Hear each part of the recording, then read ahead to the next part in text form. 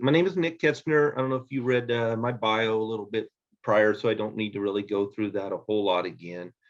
But I'm like a lot of you kids. When I was young, I started at 7 years old in 4-H, and my mom and dad bought us 12 ewes, and we got in the sheep business, and we had no clue what we were doing, but we enjoyed it, and that was something that our family, decided was going to be a learning experience for us.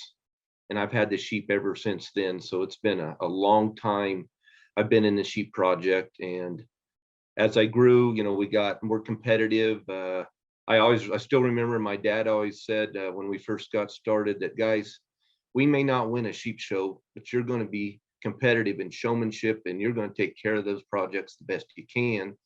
And that was, I think, the backbone of what we did to get started and become, more successful to the point of, however you want to determine success. And as the time goes on, and then, I got out of high school and graduating college and that, and then I just, one thing, we were talking earlier before we started here is, you today's world, you just got to surround yourself with people that are better than you, that are really good at what they do. Number one, that have integrity and honesty is, of course, number one. But I just got started, 20 some years ago with one of the best sheep feeders and breeders in the country back east. And we formed our High Noon company, and we've been at it for 22 years. And I'm glad and proud to be a Kansas-based company. We do reach out. We've grown in other states as well, which is awesome. But just try to surround myself with really, really good people, and that's the key. And so that's just a little bit about me. And I love just working with the kids and judging county fairs and helping them out whenever I can and with any species. But so with that being said, just to kind of get started here, when you get in your sheep project or any project, you as a family, in my opinion, you need to set your goals. What's our goal to do with this project? If you're first year showman and that, maybe your goal is just to make it to the county fair, to make weight, to try to make some money on that project. And of course, number one goal should be, as parents, is to get your kids involved in a project, to get them, as I harp a lot, get them off their phones, get them out there, get them working in the barn, teach them some responsibility, some commitment, just good work ethics, because that's going to pay off for them their whole life. So, you got to set your goals first as a family, and county fair, state fair, whatever show it is, that's wonderful, but get those goals wrote down on paper so you know where you're at. As well as everything. And some of the things I'll talk about with nutrition is I go over this with friends and customers and every year over and over and over. And I think that a lot of people don't write down what the little, as they call it, a cheat sheet that they just need to keep looking at. Am I doing the little things right?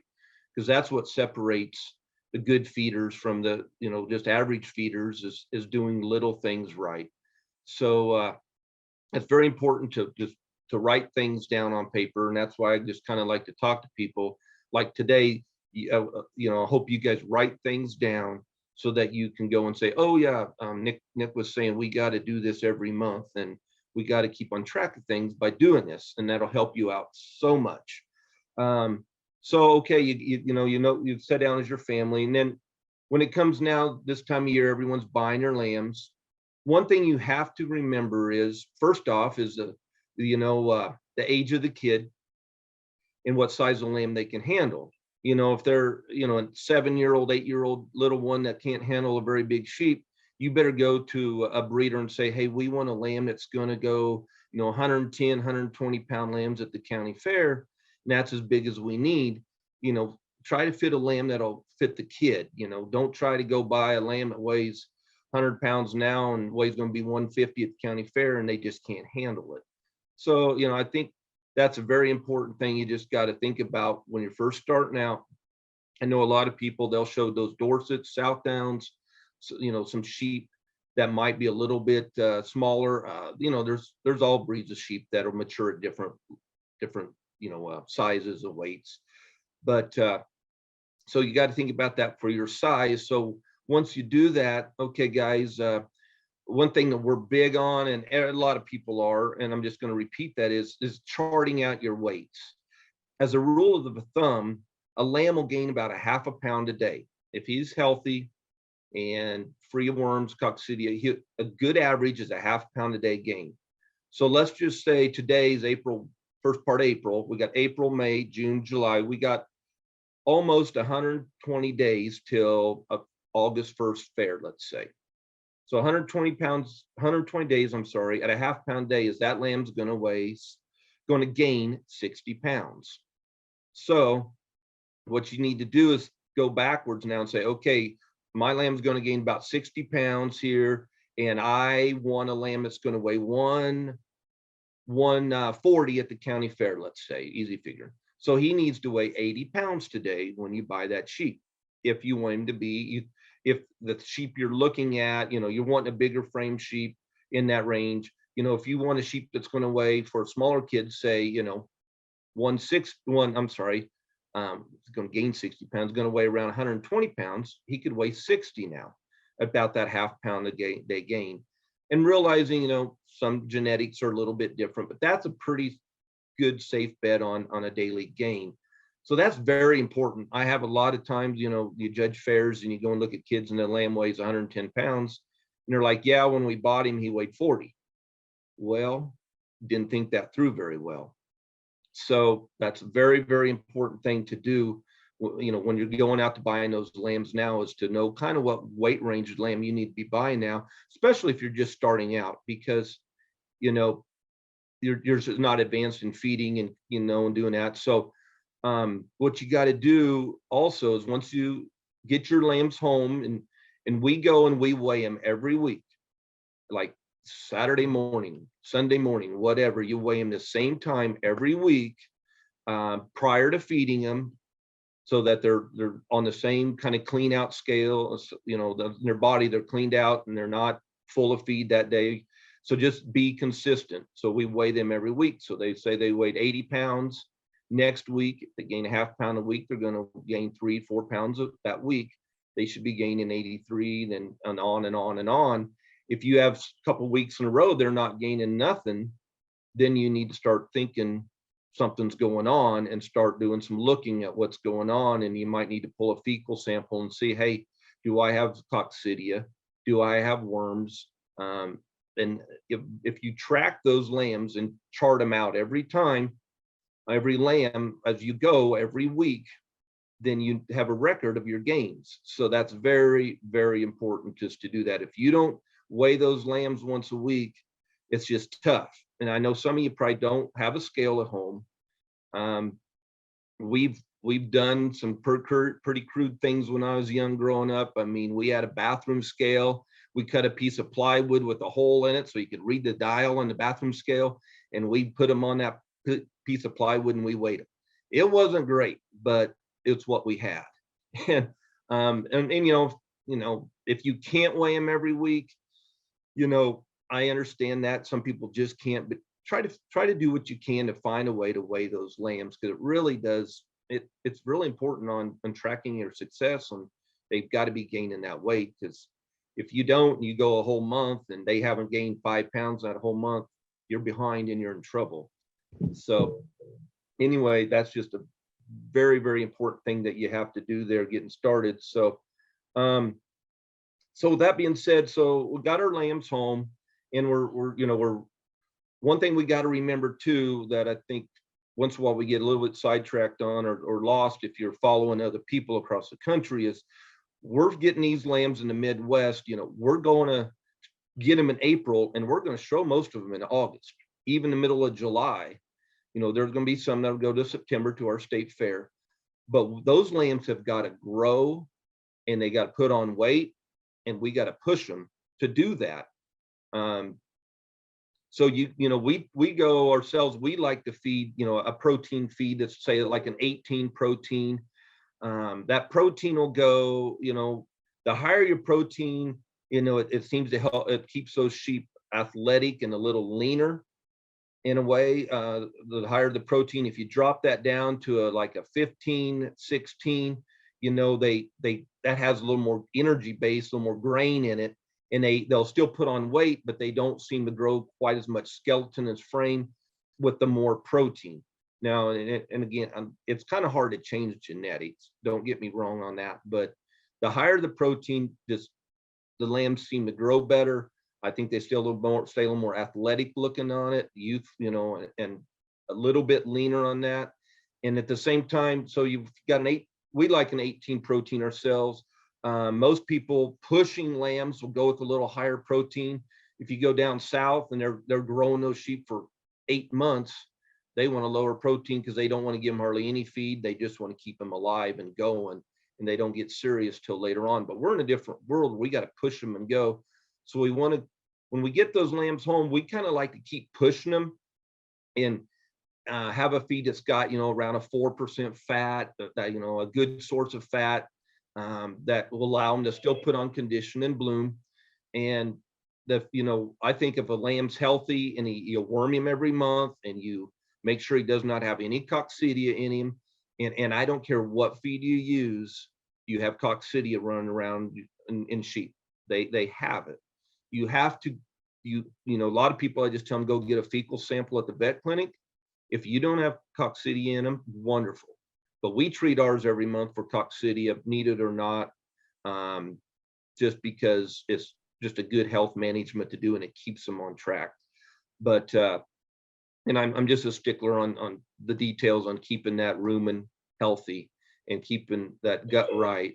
So we like a high protein, a moderate fat level in there, so they still put on condition. And then we like that fiber in there too. We like to have a 12-15% fiber in that feed. We love those cottonseed hulls to keep that rumen going and keep them healthy and keep that athleticness to them with that rumen working right with that fiber. And I like to go and push a lamb pretty hard. You want to go and put some condition on him, and we're growing them, and we're not going to have a lot of play time if you're getting these lambs, around that 80-pound mark, because they got to keep going. If you get lambs that are weighing 100 now, and you kind of, know what you're doing, and you can push those lambs along, then they'll go and then they'll hit that, we like to push them till they start getting a little condition on them. And then we'll go and start, adding some protein to that to kind of firm up that condition. But I think to keep it simple, if you got a good base feed, and there's a creep feed to start with, and the creep feed typically has a little bit more condition, on say fat in it, to put on the condition for those little lambs. And then when you get to a show feed, then you kind of want something that's even a little higher fiber, keep that protein up, because as those lambs mature, they'll put condition on easier. So what I kind of like do is, and again, feeding lambs, if your lamb's healthy in that, if they are eating 2.5 to 3 pounds a day of a feed, that's it. That's a great amount. If they are in that 2.5 to 3 pounds per head per day, is enough grain, enough feed to do all they need to gain that half pound. If you're having to feed over 3 to 4 or 5 pounds a day, something's just not right with that rumen in their gut. It's just, something's not right. If you get over having to feed 3 pounds of a grain a day, your rumen's not right in that animal. And then of course, we push hard is pushing the grass hay. We like if you can get kind of a nice softer orchard grass, Timothy blend, you got what you got. Some people, they just have alfalfa, and that's okay, but it's pretty rich and they can get a little loose on you. You got to be careful on that. But those lambs, that rumen has to keep working. And when you feed that grass hay morning and night, after every feeding, we give them a nice softball sized handful of hay. It just keeps that gut working right. And I've had so many people over the years go, oh, I don't want to get a big old belly on my sheep. The only way they're going to get a belly is if that stomach and that rumen's not working right. I've had the privilege, to work with people that's won every major show in the country. And we go to shows, and the first thing we do is we feed them hay, put them in their pens. We're feeding them hay. We want that stomach to keep working. And so many people you'll go and see, they'll go to shows, they don't feed any hay, and they're just drenching them with whatever drench they got. And then their gut's not right. And then they just start getting sick on them, and they're just not feeling good. And, you know, these are ruminants. We have to keep that hay in there. And it's so important um, that you keep that hay in that diet. Don't be sucking that hay out at any time. It's not good. So just try to get whatever kind of hay you can get, but ideally a grass hay, a soft grass hay is the best. So if you're just starting out and just wanting to feed sheep to make the county fair, I mean, just find a nice base feed that's an 18 protein, around a 4 fat. It's a good fiber, just something that they'll stay on feed with, and you'll get that daily gain, chart that gain out, and you'll be fine. What I, for some people, if you're a little more advanced, we like to push those lambs pretty hard, and then we'll get them, about 10, 15 pounds before their final weight. So let's just say you got a lamb that's going to weigh 140 at the fair, and you get him up to 125 pounds 1st of June because he's a little bigger. Then you just got to coast him. Then it gets a little bit more challenging. What a guy's got to do is start pulling energy, pulling that base feed back. You might only give him about 1.5 pounds a day of base feed.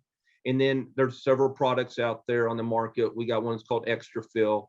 It's a fiber product. They can eat a lot of this fiber, and it keeps them content. It helps with that lower. I've seen a question that someone had on there was expanding that flank and that gut and that lower rib shape and that flank shape, dropping that flank in them. And those fiber products will help do that. So you could start feeding that fiber and less grain, and they're just going to idle more on that weight. And then, what we'd like to do is get some condition on them, let them idle there. And then that last month, start going again. You want to gain that extra 10, 15 pounds before the fair to bring them in fresh. That's, a lot of people will go and get them to their show weight a month before the fair. And then they call me and they're like, well, we're 140 pounds and the fair's a month off. Well, guys, you can't hold a sheep for a month very well and keep him fresh. It's just hard to do. You always want to take that animal into the last month on an incline when they're gaining. So you kind of got to idle them there for a while until you're a month out, and then you can go and start pushing them again because they got that to go still. If you're at 125 and you want to go to 140, they still got that go in them.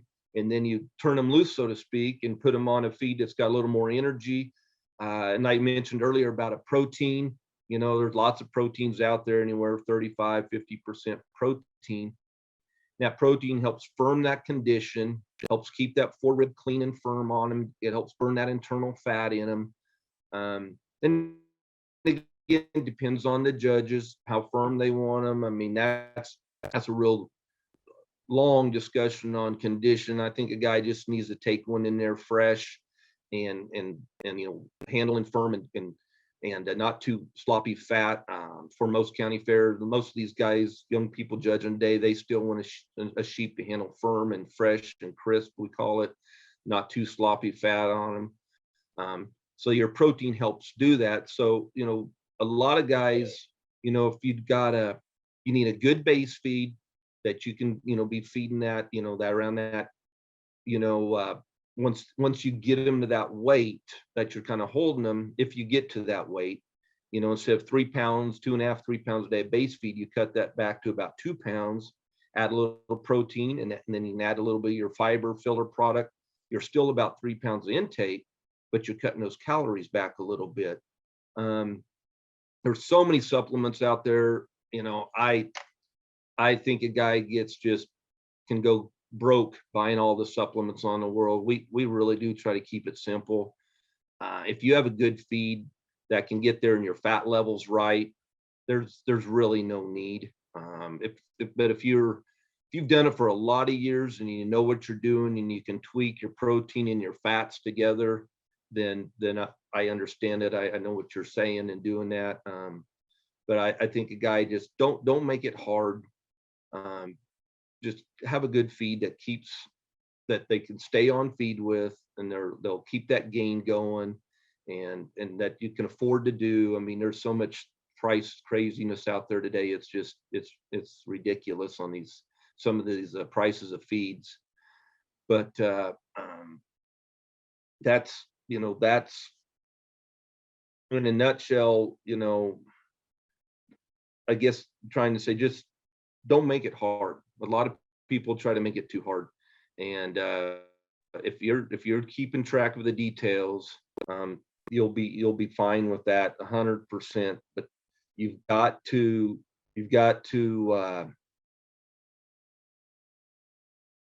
keep a track on that gain. That's very, very important. I think Hannah will go over some stuff as well later on here, but just a couple things to mention, like when you're setting up your pins, guys, we'd like to put our lambs in their separate pins, like around a 5x8 pin. You want enough space that they can kind of move a little bit and be in their pin. And by feeding them individually in their pins, you know how much they're eating, and hey, they cleaned it all up. If you got 3 or 4 in a pin, you're going to have some lambs that are going to overeat more than the other lambs. And then, if you go to weigh them, then you're going to go, well, why isn't this lamb eating as much or gaining as much? Well, it's because he's a finicky eater. It just takes him 20 minutes to eat his feed instead of 5 minutes like the next one. So we really like to have their own pins. We really like to have them on. We use a cedar fiber to bed them on. They don't eat that. They won't pick on that. We really like that over wood chips or straw. And then you can bed them in that, and it just works really good. One thing I will tell you, that I've worked with some awful good feeders over the years, and you got to clean those pins out. Those lambs, if you're not giving them enough hay or roughage, they will go and they will even eat on their own manure to get more roughage. It's crazy, but I'll go to places and they're not muzzling them, and they're on like some wood chips, and they're picking, as we call it, and we'll go and muzzle them, and then about 3 days later they drop 5 pounds because it was all in their gut. They wonder why their guts all puffed up and not looking right. It's because they're eating those wood chips and the manure. And so if all you have is wood chips, that's fine. But most time those people that kind of know what they're doing will muzzle those lambs so they don't go picking. But again, if you feed enough fiber, that helps a lot. So that's a very important part, is doing that. And of course, one of the most important things too is you got to keep fresh water in there, guys. I'm sure you know that, but we all get caught in walking by at night. Hey, we're in a hurry. We're going to go do something. Their water, they don't got much in there, but it looks okay. Let's just fill it up. No, you dump those waters out. You take a scrub brush. You clean that film off their waters. You keep that water clean, and they will drink so much more water. That is very, very important. If at all possible, you want to have those lambs inside where they're out of the weather, they're out of the wind. When we get those lambs, if they're not sheared when you bought them, we get them sheared. We put those canvas blankets on them. It just keeps that moisture in them.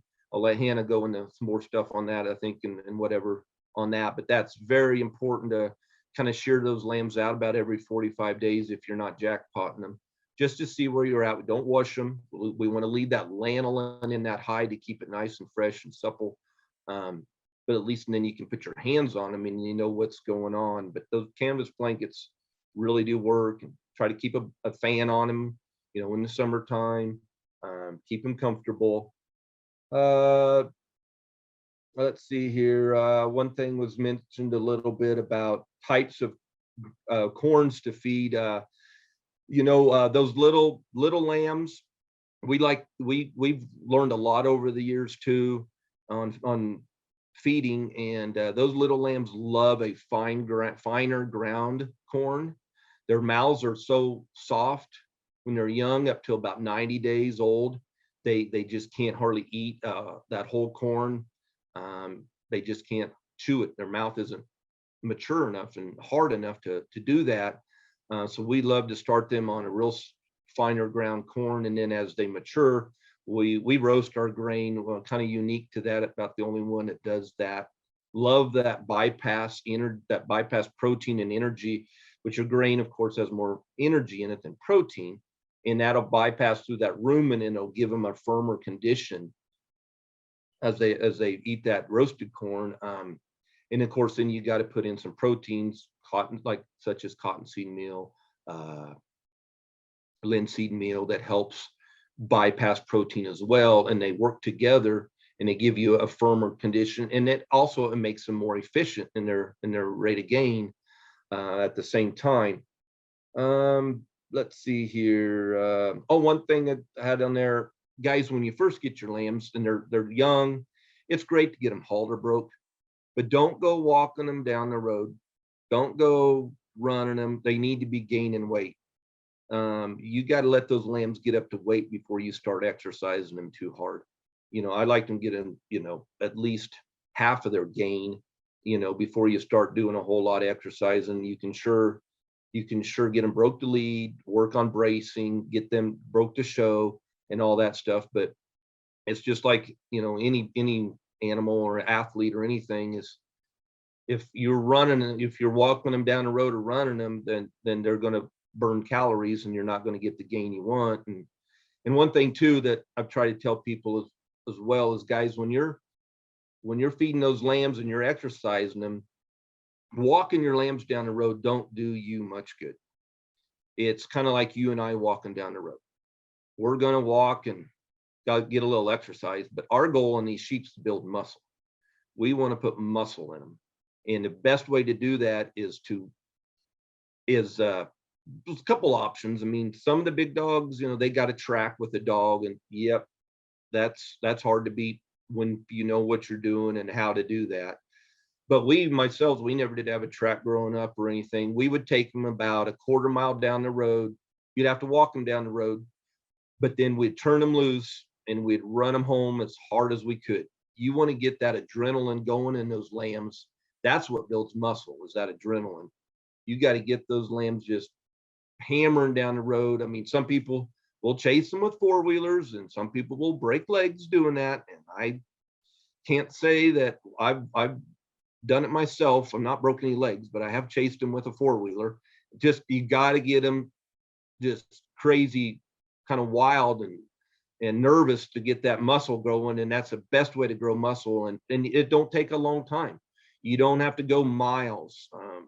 It's a quarter mile is about all they need to go every other day. And that's enough. And you just, again, but you got to keep that weight going as well too. So don't get in a big hurry on running those lambs, and again, I'm not a big fan of walking them. It just doesn't build any muscle. It just gives them something to do. Let's see. Talk about that. I can go on forever, guys, but I just enjoy talking nutrition and feeding and that. And I think, again, don't make it hard. Keep it simple. Keep them healthy. I guess, is there any questions? All right, so I just put in a prompt for any questions that they had for you, but looks like there was one dropped in the chat box. What do you use to treat coccidia? Okay, great question. There's lots of stuff out there. The old one that we've used forever and ever is Corid, which is labeled for sheep, which is Corid, C-O-R-I-D. And what we do, this is at our place and with a lot of people that I work with, is we'll use that Corid every month. We do it, need it or not, we just do it. And it's a 5-day treatment. What we do is we will get a gallon of that Corid. It'll last you years probably. but we give them 1 cc orally down their mouth per 10 pounds of body weight for 5 days. So if you have a 100-pound lamb, he's going to get 10 cc's for 5 days. And then one thing you got to remember also is that cord will tie up the thiamine in their body. And we give those lambs a cc of thiamine, like on day 5, the last day of the cord deal. It's just a shot in the neck, just to offset that cord from pulling it out of their body. It's a very important thing that they get that thiamine. But that's what we do every month, and it just keeps them on track so well. I mean, there's feeds that everybody thinks, you know, I mean, different feeds that may have different stuff, remnants, which, well, you can't feed remnants in the sheep. I know there's people that do that, but you can't do that. That it still does not eliminate the coccidia. It might mask it, but it doesn't eliminate coccidia. We use the Boatech. We like that, and we realize it is not perfect either, but it's very what I want to say, a coccidiostat that and it's an ionophore, so to speak, doesn't do as, you know, a huge amount of coccidiostat. It does help though, but very palatable is what I'm trying to say, that it does not knock them off feed anyway. So that's what we do. That's what we do for coccidiosis treatment, is use that cord and give them a shot of thiamine. And you got to catch them. You better be catching those lambs anyway every day, working with them. So you got to catch them anyway for 5 days and squirt that down their mouth. Don't put it in their water, because then you do not know if they're getting it or not. I do know they make a cord pellet that some cattle people use. I've never really got into that as much with the sheep, because you catch them anyway, and it don't take you 10 seconds to do that down their throat with that cord. So it's not too hard to do. So there you go. Nick, could you, I don't know if it's my computer or yours, could you repeat what you do on day 5? On day 5, we'll give a shot of thiamine in the neck. 1 cc of thiamine, thiamine. Just get that from the vet clinic. It's almost like a B vitamin. But that thiamine we do on day 5, because when you hit them with 5 days of cord, it depletes that thiamine out of their body, and they need to put a little bit more back in them. It's important to do that. Thank you. So to go along with the coccidia talk, someone is asking if there is a coccidia test that is over the counter, or if it has to be done by a veterinarian. As far as I know, we just take a fecal sample to the vet. It takes them 5 minutes to put it in their little centrifuge and spin it down and let you know if they got cocci or not. I don't think there's another way to do it. And I don't know, Peyton, if you know of something, or you have to talk to a vet, but that's everyone I talk to and work with. That's what they do, is they just go and take this fecal sample to the vet, and we live far. We're not that far from the vet, 15 miles, but we just treat them every 30 days. Need it or not, we just do it, and it's done. And the main thing is, I think there is a withdrawal on that. You don't do that, whatever that withdrawal is, like 25 days, or if you hit them a month before the fair, then you're fine. You just got to follow that withdrawal. There's a short, I'm not sure what that withdrawal is, if it's 14 days or if it's 25 days. Just need to read the label. All right. What's your best suggestion on keeping lambs on feed in triple digit heat? Triple digit heat, that is a good one. Of course, number one, you want to feed those lambs early in the morning, feed them late at night. Do not feed them in the heat of the day. You know, it just not good. You know, we feed, you know, we'll go and feed at 7 in the morning, and then we'll wait to go out and work lambs when it's 100 degrees. You know, we'll wait till 10 o'clock at night. You just got to let things start cooling down a little bit better. And again, keep those fans on them if you can. You know, some people even put a little mister out there. or a swamp cooler. That swamp cooler really does help a lot. Some people have porta-coolers. You can, you can get some little a swamp cooler, get some moisture in the air. That don't cost a lot of money. But the main thing is keeping, feed those lambs, and hopefully, knock on wood, don't have too much trouble with the sheep eating. But if they don't clean that up in the morning, pull that feed out. Give them 15 minutes and then pull that out. Make sure you give them that hay. And then again, late at night when it's cooling down, feed them again. And if they don't clean it up, pull that out. But usually that's not a problem. If you got that gut right and they're feeling, they're not stressed from the heat, they usually stay on feed pretty good. I mean, it's kind of surprising how good they do eat in the heat, but you just have to wait a little while and feed them later. But you got to be consistent. Be consistent on your feeding times. Okay. Do you have any suggestions for additives or supplements that can be used to add mass on the front quarters?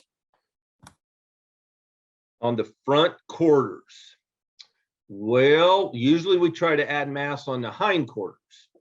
I mean, we want a sheep, we want to, and maybe that's just how it came across. Your muscle, of course, is down that loin, down that rack loin, hip and leg. That's where we're trying to build muscle. Number one of more than anything is genetics is number one, but everybody, they all want more and more and more. If, there's like a lot of lambs out there. I think one question was how try to fix a loin, help fill in a loin. And a loin, the only way you're going to kind of fill that loin in is with condition. Just putting more, I like to go and have like I said earlier, a base feed, like an 18% base feed, 16, 18 in that range base. And then you can have a fat supplement if you need to put a little more fat on them, or in your protein supplement, like I said, a 35, 50% protein. And then you just, that protein helps add muscle, and your fat, they got to work together. So that fat adds condition, where your protein helps add muscle. By running them, that does help. Some people have those treadmills. We went and we bought a human treadmill at the thrift store for $50, and you put them in there backwards, and you put a couple panels in there, so they got to stay in there, and you put a board for their front feet. You don't want to walk those front feet. Kind of want to keep that stationary, because we want to keep that front end trim and angular, and we want to build that hind quarter for the muscle. So, I mean, we hodgepodged a $50 treadmill together to help run them lambs backwards and then forwards to try to build that hind leg in them and that top in them a little bit. So it's just a matter of, it's hard to change genetics. If you got a narrow base sheep that don't have a lot of muscle in him, he's not going to have a lot of muscle. He just not. I mean, and that's part of that selection part when you're looking at those lambs. So again, you got to have your protein right. You got to have some fat in there and your fiber in there right. And again, if they're a little raw and you think you're trying to, put on more condition, you're just going to have to, there are supplements out there that have more fat, that are fat supplements that will help put condition on them. It don't necessarily help with muscle. It just helps with condition. And that muscle comes with your protein and your exercise, and then you just got to put enough fat in there to make them smooth. We have a product that we kind of come out with that we've used the last 30 days that has the more fat in there, just to finish them off really cool and make it really simple. That we do, which lots of people have them on. A guy's got to use what they can get and what they use, but that fat helps with condition. But again, you got to be careful, because then you get them too fat. And that's just the art of learning how to feed a lamb, is to know when to feed that fat, when to feed that protein, and when to keep them right in the middle of the road where you want to be at the end. So I hope that helped a little. I think that's great. We are going to go ahead and roll into our next section, as long as nobody else has any other questions for Nick at this point. And we sure appreciate you hopping on with us here, Nick. Thank you. Generally, did you see the one about what to use to worm? Nope. Oh, I tell you what, we like to rotate. We'll use a white wormer, like a safeguard wormer 1 month, and then maybe an Ivomect injectable kind of deal the next month. We kind of rotate them, just get different types of worms in that. That's what we do. Panicure or safeguard, and which is an oral deal, and then you can give a Ivomect injectable the next time. That's what we do. All right. Okay. So. And the other one, just real quick, what is coccidia? We had someone that didn't really know what that was. Coccidia is coccidiosis. What do I want to say? Oh boy, it's Like different than base- worms. It's just what they'll get in their gut, so to speak, that just prevents them from utilizing feed and gaining weight. Geez, I can't think of the technical term or answer for what coccidia exactly is. It's just it's similar to worms, but it's not worms. It's What would be a symptom they would need to watch for? well, a lot of times they don't even have symptoms. They don't look like they have. They're just not gaining any weight. That is a first symptom is they're just not gaining any weight, or their manure is very, very loose. They're loose. They're not firm. They're not firm pellets. They're just real loose, and they're not gaining weight. Kind of lethargic looking a little bit. Maybe their wool's getting a little bit dull. But most all the sheep, they have it. It's just a matter of controlling it. And if you don't want to do the cord deal every month, you can pull a sample and go to the vet clinic and see if they have any coccidiosis in them.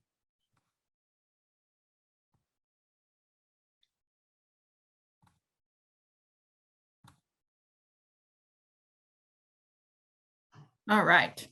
So next up we have, oops.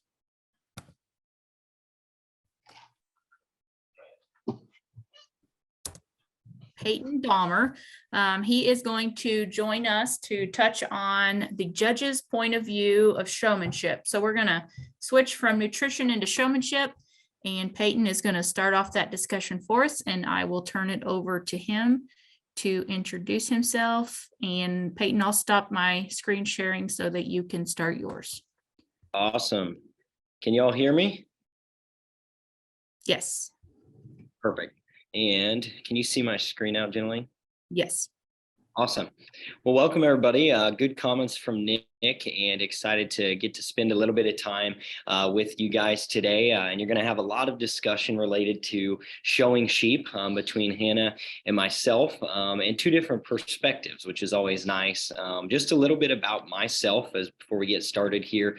Similar to many of you guys, I was once upon a time a 4-H'er that was starting to show sheep. And so I actually come from a background or a family that had no prior involvement in the sheep industry whatsoever. My parents were cattle and hog people. When I got into 4-H, I was about 7th or 8th grade that I came home and I told my mom and dad I wanted to show some sheep. And so we got some sheep in the barn, and then throughout high school accumulated some ewes, and that kind of started my involvement in the sheep industry. But I had no prior experience, and that's something that I'm going to emphasize a lot of today, is that you don't have to have that. You just have to be willing to do the things that Nick talked about and surround yourself with knowledgeable people to put yourself in a position to be successful. And so I'm a Kansas State University graduate and currently here, and we'll start on faculty in our animal science department, where I get to interact with a lot of students, specifically in the world of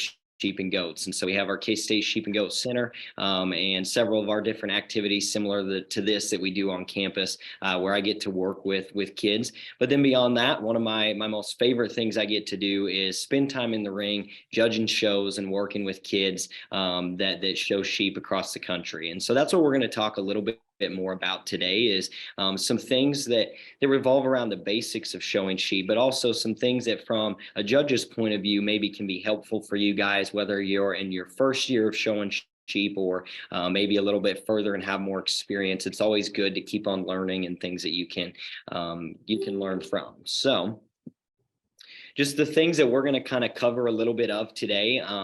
I think that Nick and Hannah would both agree that being an excellent showman and being successful, that starts well before you actually get to the show. And a lot of things that Nick just talked about as it relates to kind of the nutrition side of thing and health sides of things, those have to be done at home or you're not going to be successful. Hannah's going to talk a little bit more than I am about some of the in-depth things relative to getting those animals ready to show, as well as some of the maybe daily care things. And so before the show is really important, as well as we're going to touch a little bit on just some of the basics of showing sheep. I know that Hannah's going to do a much more in-depth conversation. Hopefully we don't overlap too much, but some things that are important to know at the baseline level. And then I want to touch on some things that are kind of things not to do in the ring. And so some things that from a judge's point of view, I would tell you to maybe be careful of when you go there to the show. And so what I want to emphasize is that we all start somewhere. And I share kind of this dorky picture of myself from back in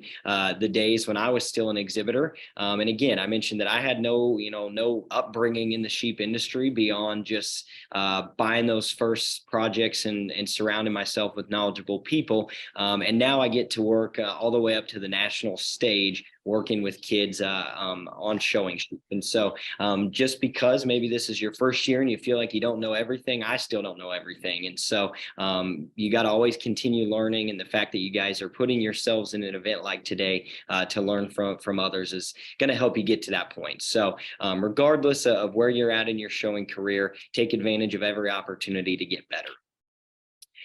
And so showmanship, like I said, showmanship is really important to think about much beyond when you get to that show. You can't load those lambs up. You can't go to that county fair having never done anything with them and be successful in showmanship. And so a few key things that we need to remember is that from the moment you get those sheep home, that summer process starts. And so you've got to start getting those lambs used to you. And I think all too often we get those sheep home for the first time and we think that we need to go right to doing all those daily things.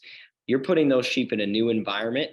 They've been, weaned and then they've been taken to a new place. And so they're maybe sometimes, that new environment is a different in terms of temperature or humidity, things like that can impact their health, as well as maybe commingling. So if you have multiple lambs that you brought from different breeders and you throw them all next to each other at home, there's some potential for maybe them to spread some health things. And so getting them home and letting them just adjust. I usually say for at least a week, just let them be sheep. Feed those sheep, let them get eaten good, make sure that everybody gets home settled and healthy before you really start messing with them too much. But then you also have to kind of start with baby steps in terms of getting those sheep used to you. And so obviously, baby lambs are going to be a little skittish at first. You're not going to be able to go into that pen, throw a halter on them or pull them out and take them to a show that first day. It takes a lot of time to build up some trust and working with those animals at home. And so getting them used to you is really important.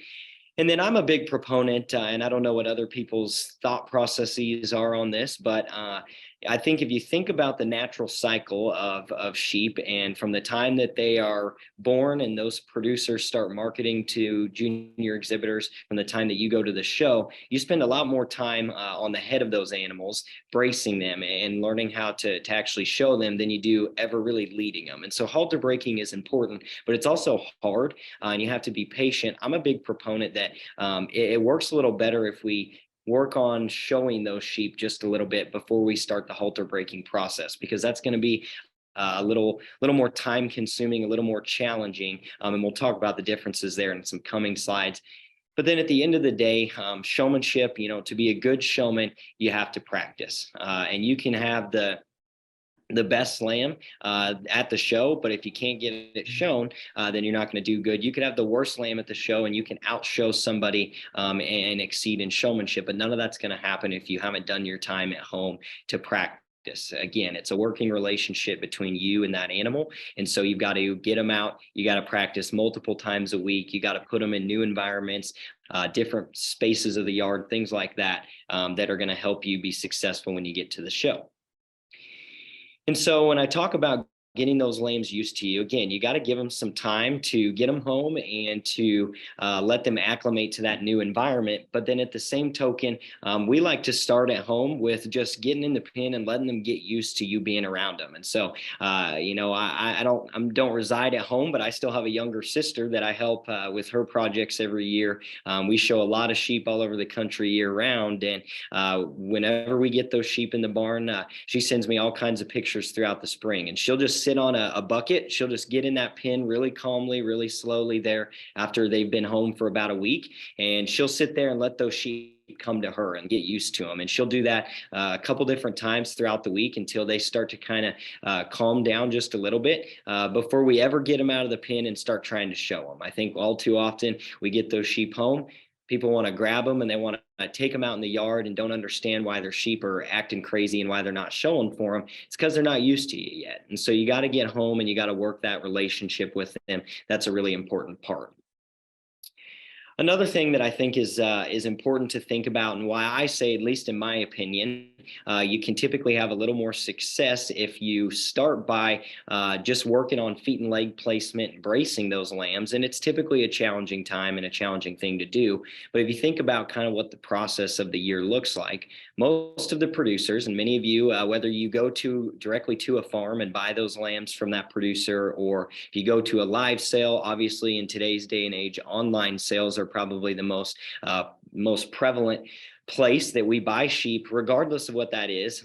At some point in that lamb's life, they've been propped up just like you see here in this picture. And so that producer is either showing lambs to exhibitors that come through their barn to look at them, or they're showing those lambs to picture them for an online sale. And so this is how we show lambs once we get them to the show, right? We step in front of them, we brace them. And so those lambs are already kind of starting the training process. You know, Nick's raised a lot of sheep in his lifetime as well, and Hannah's been involved in it a long time. They would probably agree that most of the time those breeders are trying to do that because it helps them sell those sheep. And so lambs, hopefully, I say hopefully because not all times, but most of the time, those lambs are hopefully already kind of started with what it is and what it means to brace. Like you see in this picture here, when producers are selling them, they're propping them up and doing the same things that you're going to train them to do when you get them home and get them ready for the show. And so that's a good thing to start. And that's why I think starting with kind of building off of this when you get those lambs home before you throw a halter on them and expect them to lead gets you a little bit further, because you're starting with a more positive experience and something that those lambs are hopefully already a little bit used to. But we all know that, of course, you know, most times in an ideal world, we show those lambs without a halter. And that's something that from the judge's point of view, I want to touch on just a little bit, because I understand that maybe at times we're not able to, or we need to use a halter in showmanship. And so halter breaking at home is very important. Regardless of whether you use it at the show, you got to be able to lead them up to the ring, right? Or tie them up to wash them, things like that. And so halter breaking is important, but in my experience, it's one of the most challenging and kind of the pain in the rear end of getting your sheep broke and ready to go to the show, because they don't like them. And so that's why I say get them used to you, get them calm first, grab them in their pen and start kind of teaching them to brace. And then maybe a couple weeks into it, that's when you can put that halter on for the first time. And we like to do this kind of slow. Again, you got to be patient with halter breaking. Sheep are not always the most intelligent critters and not always the easiest to work with. And so we like to just, for the first couple times, just put that halter on them, let them get used to wearing it. They're not going to like it, but let them get used to wearing it and watching them there. and then we'll start to tie them up. And so this is something that when we're breaking them, we will put a halter on them. We'll tie them low enough that they're safely tied up. So that way, if those sheep decide to jump around, they're still not going to hurt themselves, and stay there and monitor them and watch them. But tying them up is kind of the next step. And we really repeat this process. And so then from there, then you can get them out of the pen and really start to kind of go with that walking side of things. And I think it's important that we oftentimes we get them out and we just want to drag them and drag them. And I think that oftentimes it's a little easier if you give them a little slack and let them learn to come to you, create again that positive experience. Those lambs are more oftentimes going to cooperate just a little bit better with walking. So halter breaking is important. And from the judge's perspective, when I think about an exhibitor coming in the ring, whether they're showing that lamb by hand, which you'll see in some pictures and some coming slides, or if they've got a halter on, at the end of the day, I have no preference. And I know that you'll talk to different judges that maybe say, no, you shouldn't use a halter. I think for younger kids that maybe have a lamb that is a little bigger than them, or sometimes gets to the show and is a little feeling a little frisky, maybe it's good to have that. It gives you another mechanism of control. It allows that exhibitor to be a little more confident. There are some times where sheep, maybe they walk better on a halter. And from my perspective, showmanship is all about how does that exhibitor maximize their animal and make it look its best. That's the goal of showmanship. And if your lamb looks its best walking on a halter, then I'm fine with you using a halter. I have no issues with that. Again, that's kind of a judge by judge basis. I know that some people don't like that, but the halter is ultimately a tool for you. And if it's something that's going to help you feel more confident as a showman and is going to make your lamb be presented better, then I'm all for using it. But they have to be used to it. And so that goes back to making sure that you get those animals halter broke at home.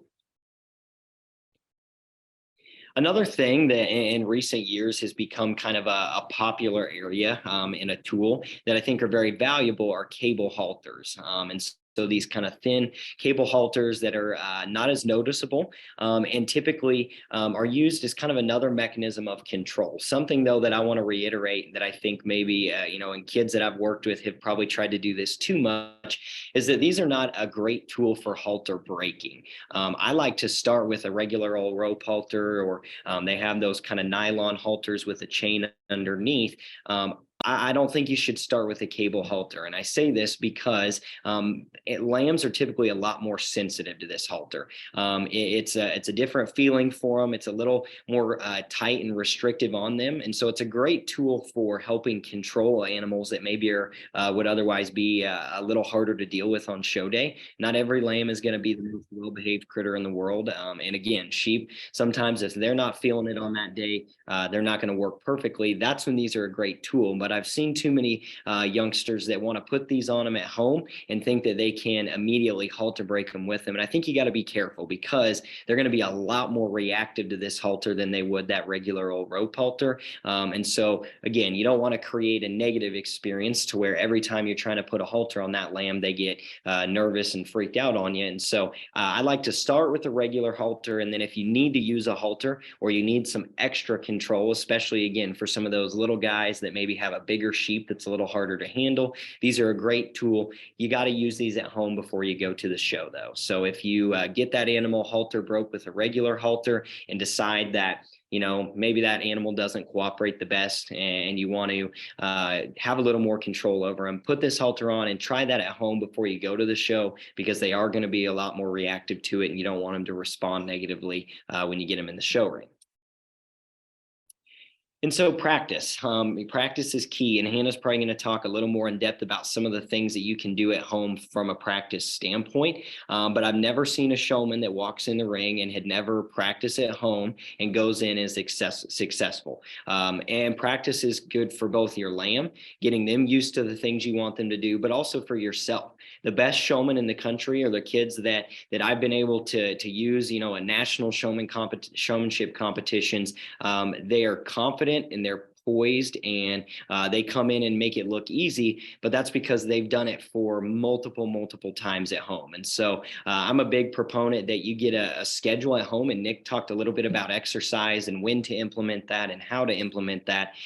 I'm a big proponent that you have a schedule. And so we have a schedule at home where we have days that we're exercising lambs, and then we have days that we've got them out in the yard and we're working on showmanship. And so bracing them, setting those feet and legs. We will, I'll be out there in the yard with my younger sister or some of the kids that I get the opportunity to help. And I'll be kind of the pretend judge. And so have mom and dad or grandma and grandpa, brother and sister, anybody you can get, go out there with you and kind of simulate what you're going to see in the ring. Have them be the judge, have them come up and handle your lamb so your lamb is used to that. Have them walk circles around you so you're used to moving around and changing sides. At the end of the day, the key is that you've got to practice at home. You're not going to be successful when you come to the show ring if you haven't put that in at home. Just like it takes time from a nutrition standpoint, it takes time managing leg wool and all the other daily care factors. You got to do those things at home to be successful. And so from a showmanship judge perspective, again, Hannah's probably going to talk just a little more in depth about this, but I do want to cover the basics of some of the basics of showing sheep, because we can't talk about little things that from a judge's perspective you can do to be successful if we don't have the foundational knowledge of what am I supposed to do when I go in that ring. And especially for you youngsters that are listening today, that maybe it's your first year showing, maybe you've never watched a sheep show before in your life, you got to understand kind of the basics before you get into it. And so proper hand placement on that animal's head, I think, is a big one. And that's something that as a show judge, I am very critical of and really pay close attention to. And it's an area that I see more often than not, we have issues and we're incorrectly holding that animal's head, and that's causing us issues in the ring.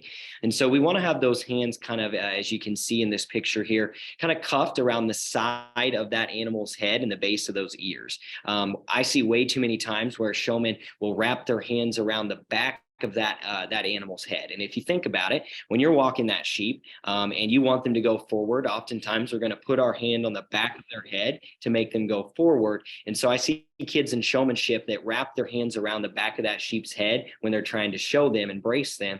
That animal thinks you're wanting them to walk forward. And so they typically start moving around, trying to run those kids over. And so having those hands square on the side of that sheep's skull and a little bit underneath that jaw are the place where I think you need to have them. And then I think when we think about little things that you can do to maximize your animal's potential and make yourself stand out as a showman, I think managing those ears. And so you can see in the picture here, I think I got a pointer maybe.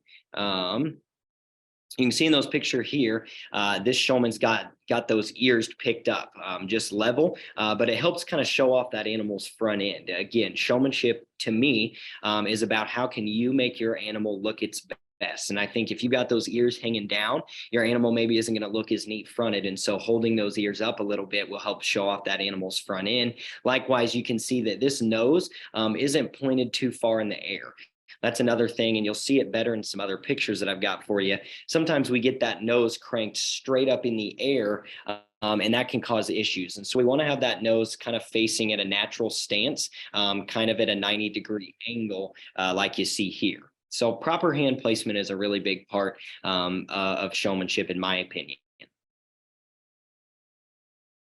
Another thing that is important, and probably one of the most challenging parts of showing sheep, in my opinion. I remember when I was learning to show sheep and kids that I've helped, where do you position yourself on the front of that animal? And this is something that, again, it's part of the basics, but I think how you do this is really going to help set you up for success in a place where, as a show judge, I go down the line and I see a lot of differences in how kids stand on the front of that animal. And there's different things you got to do to be successful. At the end of the day, we're bracing that sheep, right? We want them to push against the front of our leg to kind of firm up those muscles for when the judge comes to handle them, or so we can see those muscles kind of popping from the outside. But a lot of times, I think the number one mistake that kids make is they want to just yank and pull on that animal's head and bring it to them. They think that if they pull that head towards them, then that animal's going to brace, when in reality, none of it is actually being done by the head. It's all being done by where your legs are positioned on the front of that animal. So you can see here in this picture,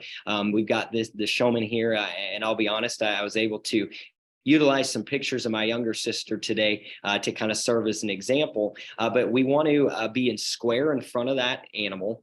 And we're going to take that left leg, and it's going to kind of sit diagonally. You can see here across that animal's chest. And you can see that right leg. So your right leg as the showman is going to be slightly behind you to kind of help give you some ground to stand on and to brace against.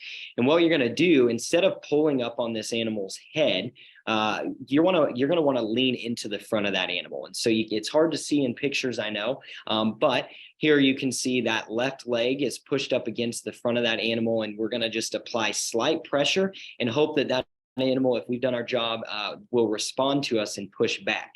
One thing that you got to keep in mind is too often kids just push, and we continue to push as hard as we can, and it's not a contest who can brace harder, you or the sheep. What it is about creating some resistance. And so letting that lamb push up against you and then kind of stopping it at that point so that lamb is tense and that you're tense and they're bracing, but don't keep on pushing them over, because then they're going to back away from you and they're going to move those legs. And so bracing is all about what you do with that left leg and that animal pushing up against you. And I think from a showmanship perspective, things that I'm looking for from a judge's perspective is, again, how do you make your animal look its best?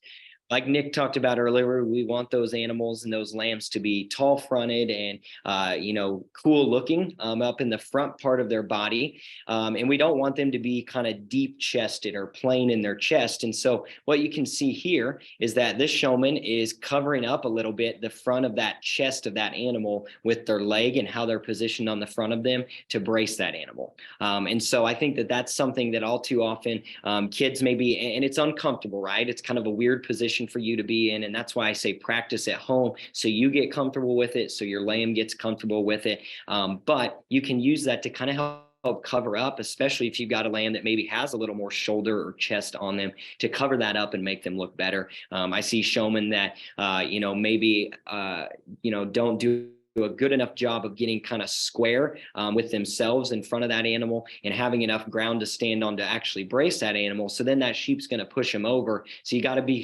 square right in front of them to kind of give yourself some space to brace as well. At the end of the day, showmen can get this accomplished in many different ways. You'll see some showmen that maybe because they're taller, have to crouch down just a little bit more to get right in the right position at the base of that shoulder to brace. Some of those showmen that are maybe a little smaller have the opposite problem, and they have to kind of stand up a little more vertically to do it.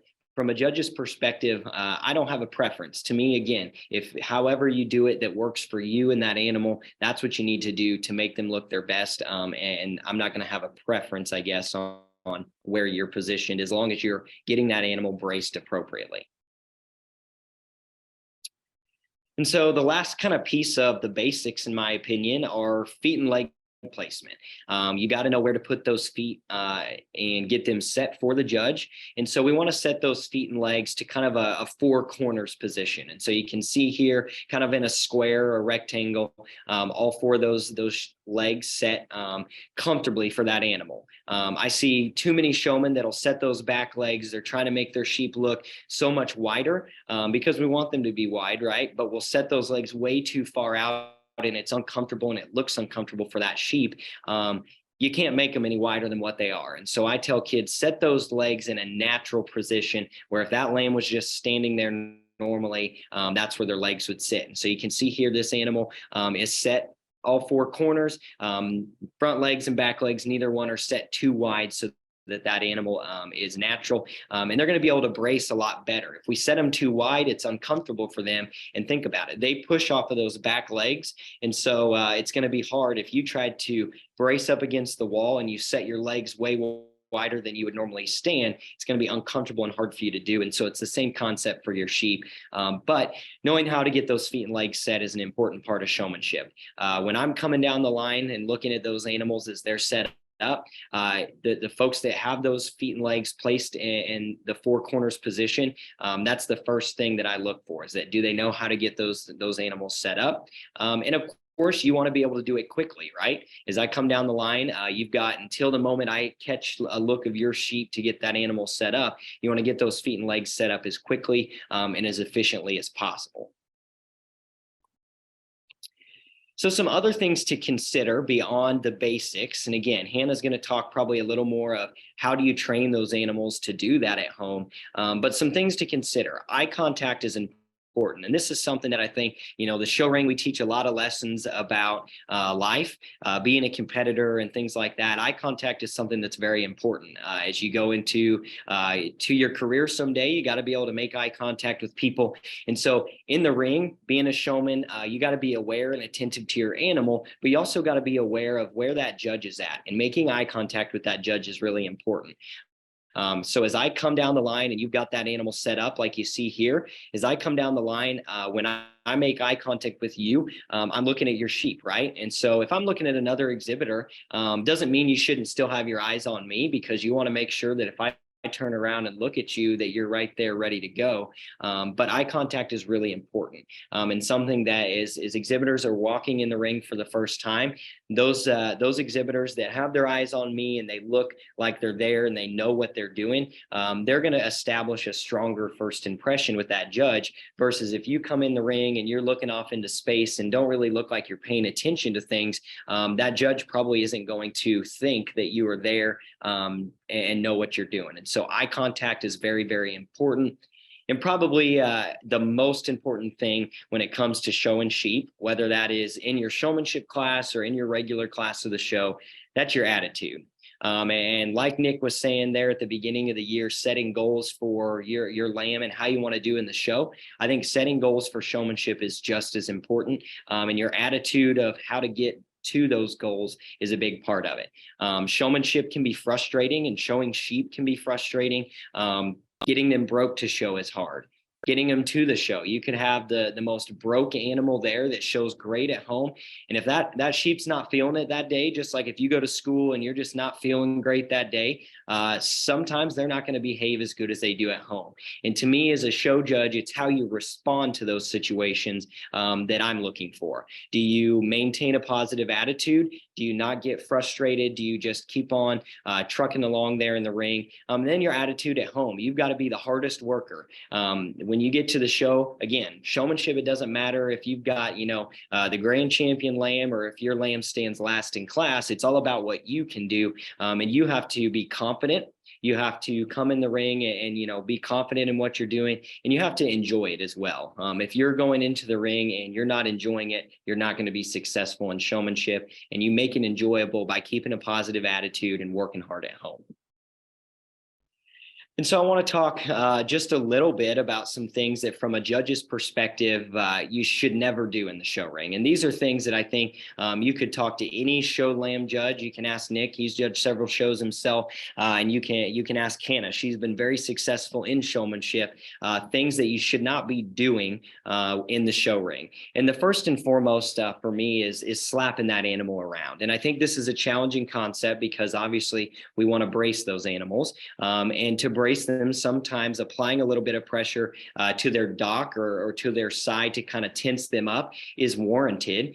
But I see all too often kids that think that they can just, slap or punch around that animal to make them brace. And to me, that's something that we got to keep in mind what we're doing here. We're trying to portray a positive image for the agriculture industry. You always got to keep in mind that there's watchful eyes out there beyond just the judge or mom and dad that are outside the ring watching you. And so we got to have a good relationship with those animals. It's okay to, if you need help or that animal maybe isn't wanting to brace perfectly for you, to take your hand and maybe just apply a little bit of pressure back by their dock, so where their tail was. That's kind of a sensitive area that sometimes when we're training them to brace, if we touch that, they're going to want to push forward. It's okay to gently kind of tap that, but from a show judge's perspective, if I come down the line and see you kind of beating around on your sheep, that's instantly going to be a negative impression for me and something that is not going to bode you well in showmanship. Another thing that maybe this is just a personal thing, but something that I prefer that you don't do is having a conversation with someone outside the ring. And I know that it's hard because we want to work with that coach, mom, dad, your 4-H leader, the person that raised your lamb, whoever helps you with showmanship. I know that at home you have a conversation with them and you watch them and they help you tell you where those feet and legs need to be placed. And they're going to do that at the ring. I'm guilty of that myself when I'm helping my sister or other kids outside the ring. I want to be there and I want to help them and be kind of their eyes on the outside. But from a judge's perspective, and this is something I tell those kids I help, it's okay every now and then that you look up and you see mom or dad, and maybe they'll give you a thumbs up or something, but you need to have your attention focused on your lamb and the judge. And the other animals around you, so that you can be successful in the ring. And so having a conversation, I'll see some kids that will be full on talking to mom and dad across the way, and that's distracting to other exhibitors. It's distracting to me, and it makes it look like your attention is not focused on what you're trying to do. And so have those conversations at home.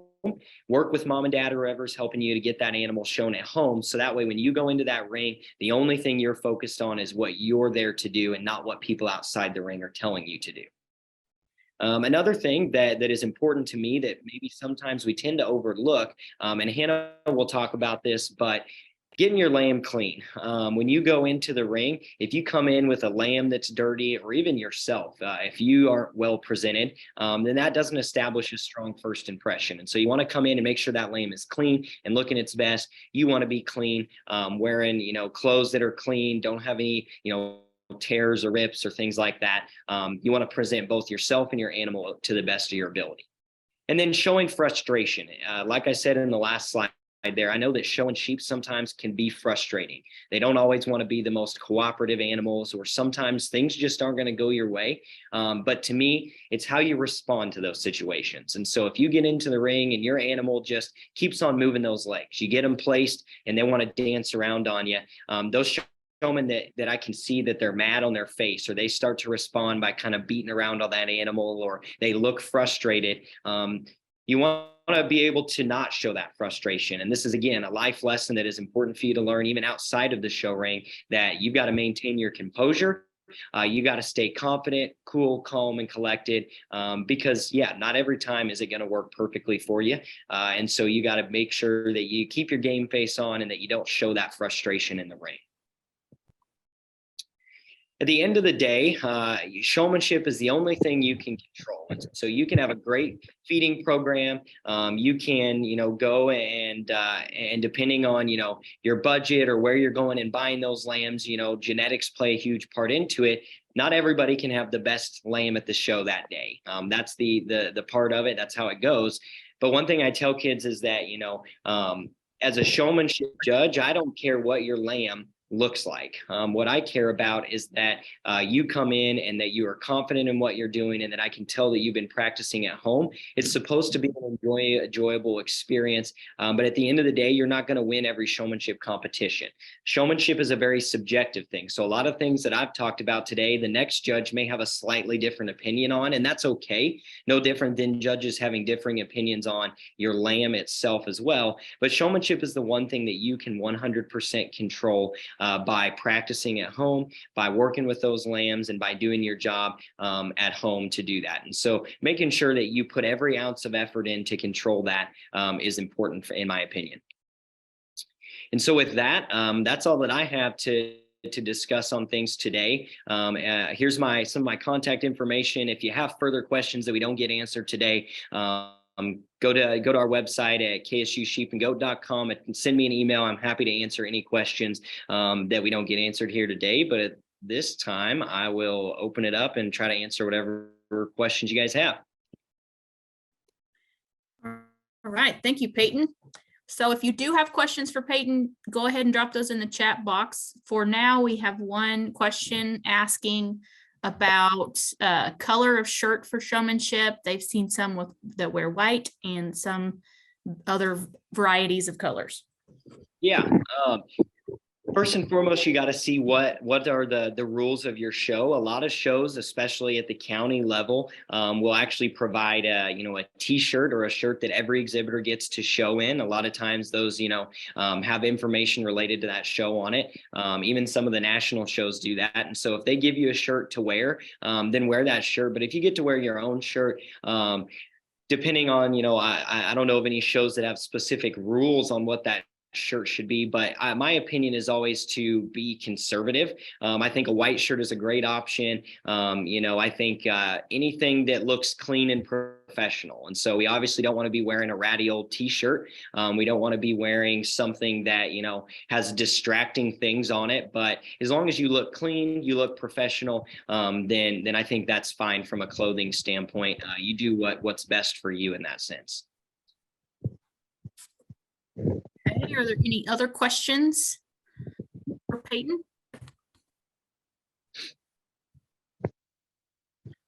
I will say thank you, Peyton, for your great information. Yep. We are going to go ahead and roll into our next presenter, which is Hannah Deckant. And figure out how to operate my computer. She is going to cover showmanship from the exhibitor's point of view, as well as some helpful tips for preparing for showmanship. So Hannah, I will go ahead and let you take it from here. Awesome. So I hope everyone can hear me. I know that we've thrown a lot at you so far, and I'm the last one to go, and you guys are getting tired.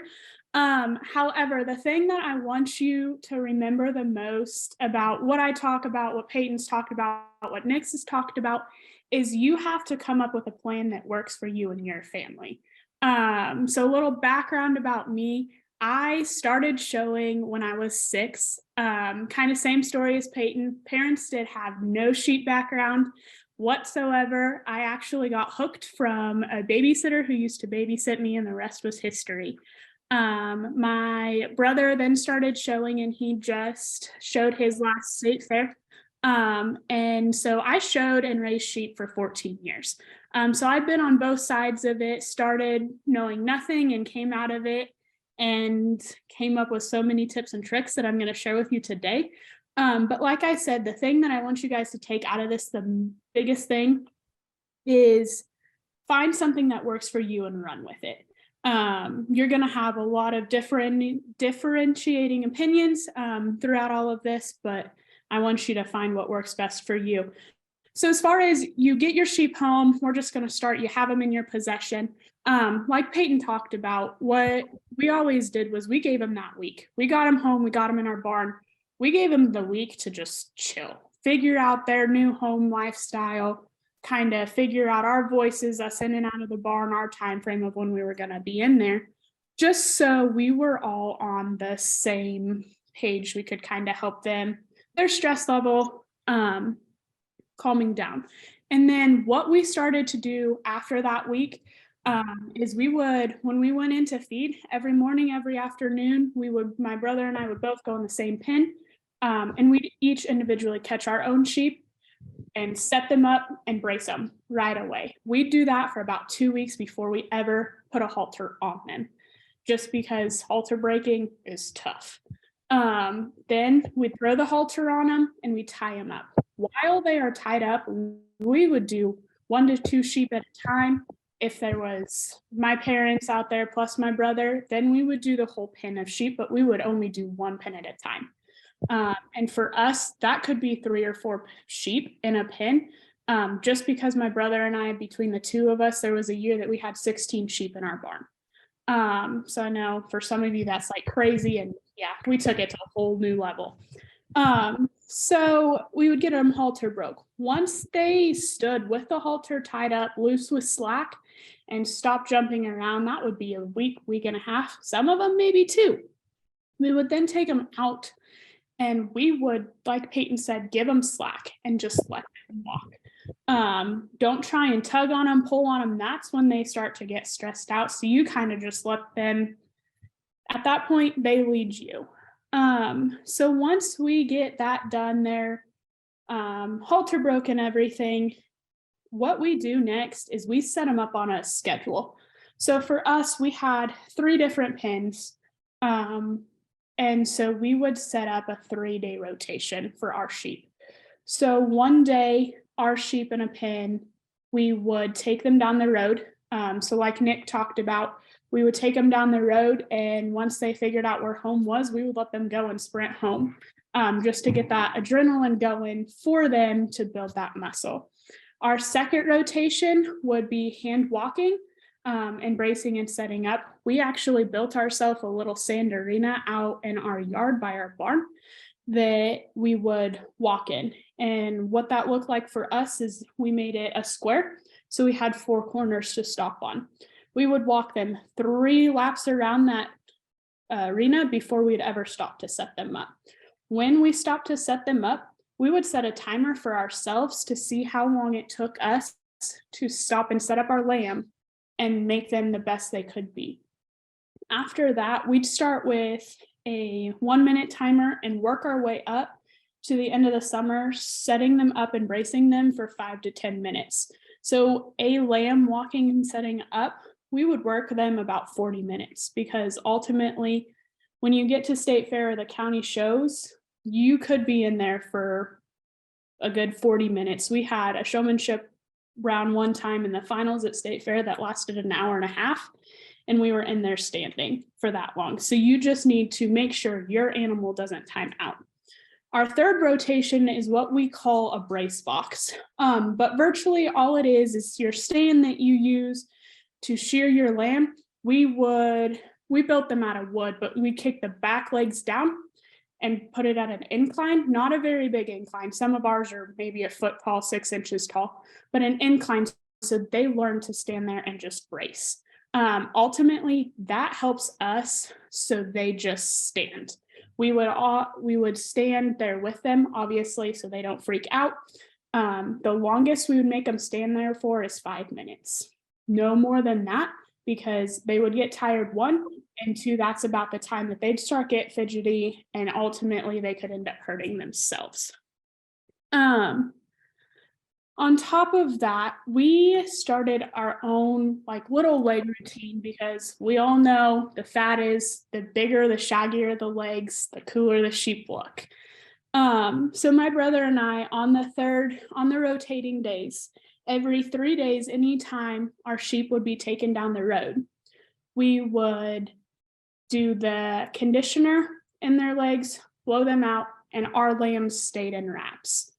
I know some of you are like, holy cow, that's a lot of work, but that's where it goes back to, I want you to figure out what works best for you and your family. The next thing that I want to talk about, and Nick kind of touched on it, he said to shear them every 45 days. When we got our sheep home, if they were not sheared, once they hit 75 pounds, we sheared them off. Just slicked them off, didn't wash them, kept the lanolin on them to just get that virgin wool off. 1, then you can see what you actually are working with. And 2, it actually helps them to grow, is what we found is they get on feet a little faster, and they get growthier as they go. But for us, ours got shared about every other weekend because we were hauling them every other weekend to a spring show. So as far as our feeding regimens, we went through tons of different feed top dresses until we finally found what worked for us. And that ultimately just goes back to the genetics of the sheep and what the sheep need to grow, as well as what is your end goal. So our end goal, obviously, we were showing from end of April clear through first or second weekend of June, spring shows. Our fair was always the first week of August. And then we had state fair in September and KJLS in October. So our end goal was state fair KJLS. So our sheep were always smaller framed. We always had some bigger ones for county fair, but we tend to look for the smaller ones that we could then show more competitively at county fair level. So for them, we would feed individually, like Nick said. Once we got them home for that first week and kind of got them tamed down, we have an individual feeder that we open the gates of, and each lamb knows their own spot. So then we would feed them individually so we could see who was eating what and what they were leaving behind, to help us regulate their feeding.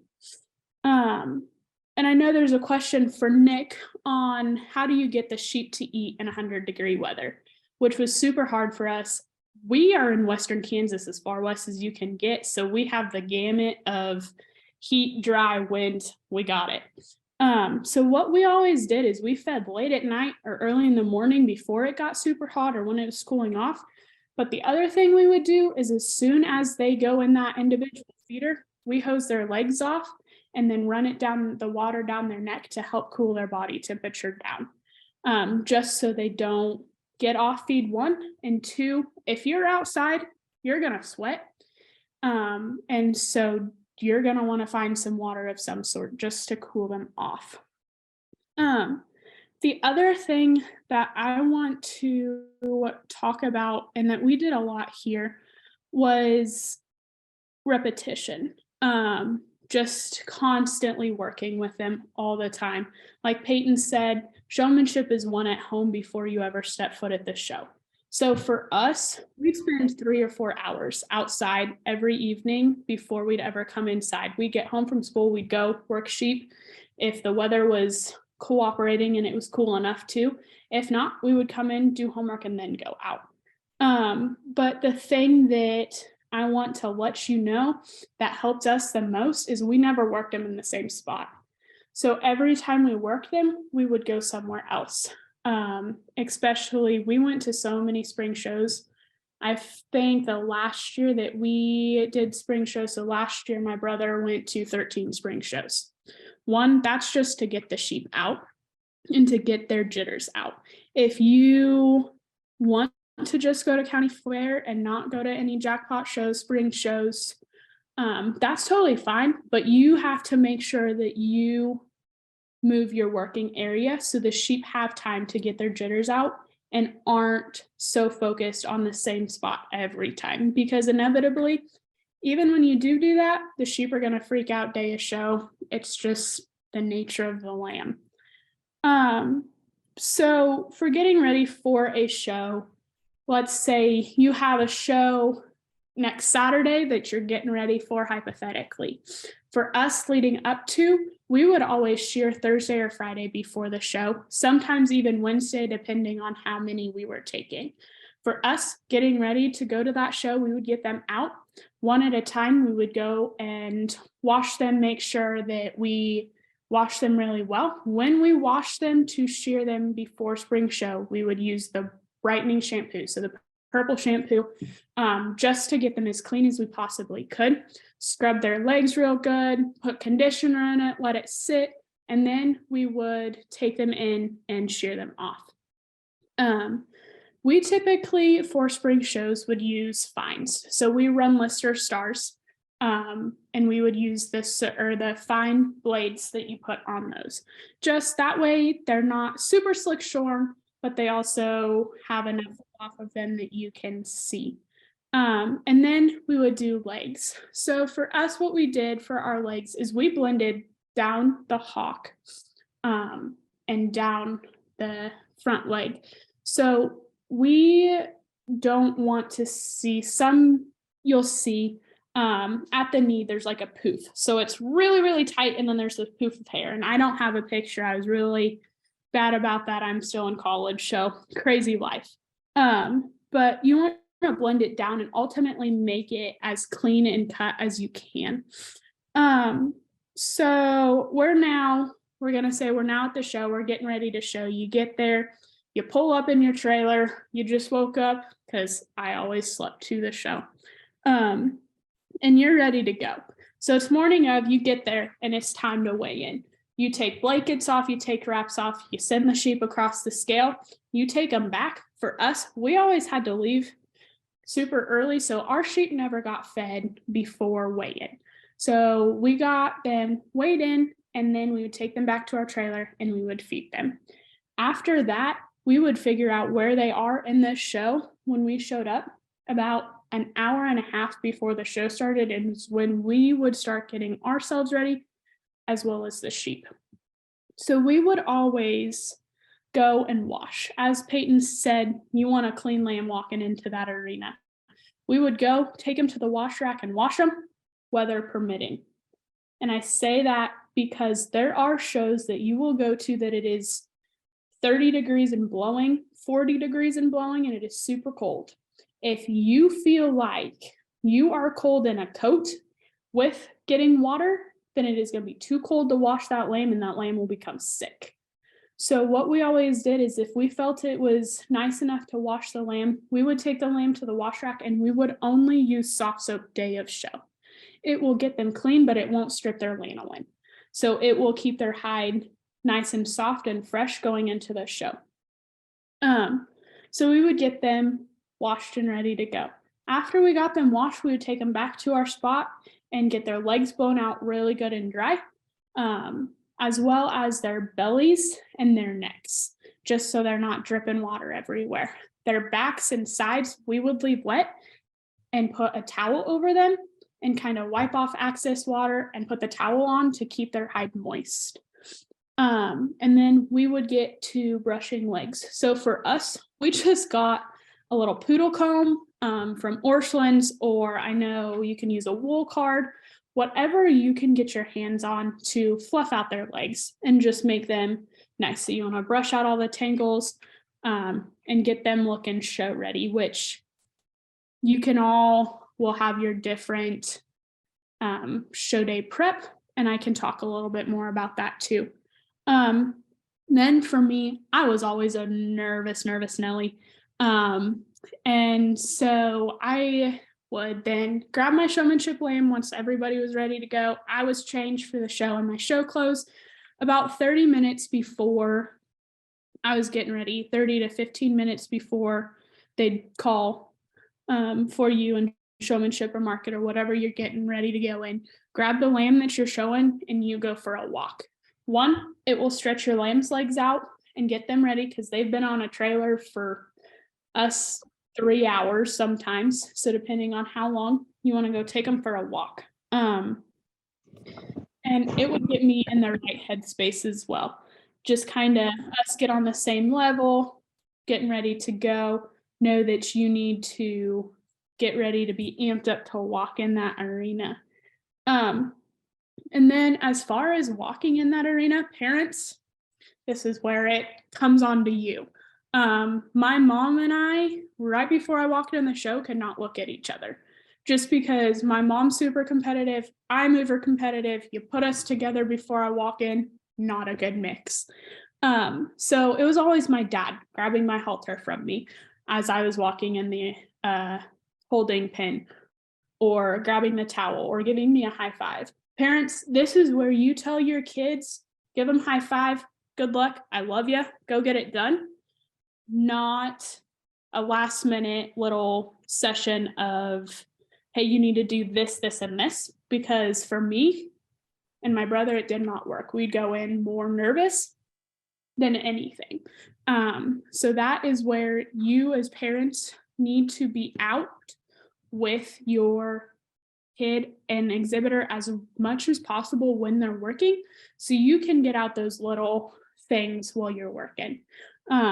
Like Peyton said, showmanship on you guys. When you are in that arena, the thing that we would always say is it's you, your lamb, and the judge, nobody else. You always inevitably have those people around ringside that are trying to tell you to do this, that, or the other. Don't even pay attention to them, because ultimately it is you, your lamb, and the judge at that moment in time, and you got to show them exactly what you've been working on as long as you have at home.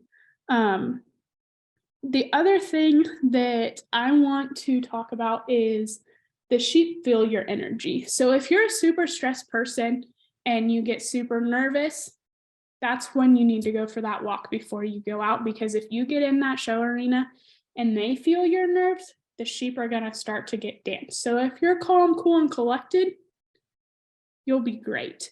And that's where my brother and I, he was sadly not able to make it, but we differ in our showmanship styles. We show the same as far as body placement, hand placement, and I'll get a little more into that. But he was always the cool, calm, collected one that he would be goofing around and cracking jokes before we walk in. And the second we walk in, he was on it. Me, on the other hand, nervous wreck, felt like I was going to puke before. And I'm sure Peyton can attest to that because he's judged my brother and I both more than once and probably could see that in the show arena. But you just got to find what works for you. So getting on to bracing, like Peyton showed on the pictures, the thing that I always was told from a young age, you want L's. No matter where you're at on the sheep, you want the neck to the shoulder in an L and the head to the neck in an L. So I always got told we're showing lambs, so you just want to look for those L's. So something that I always tell the young ones that I'm helping, your hips need to be square with the sheep's hips in front of them when you're bracing. So your left leg, you need to turn it and kick your foot out towards the judge, so that the front of the lamb is bracing on your thigh. You little ones, that's a little more difficult, and I totally get it. And that's where your right leg needs to get kicked back just a little bit more. The thing that I got told when I was younger, and it's always stuck with me, is those football pads that the high school football players push against to learn how to push against other people. Think about that when you're bracing a lamb.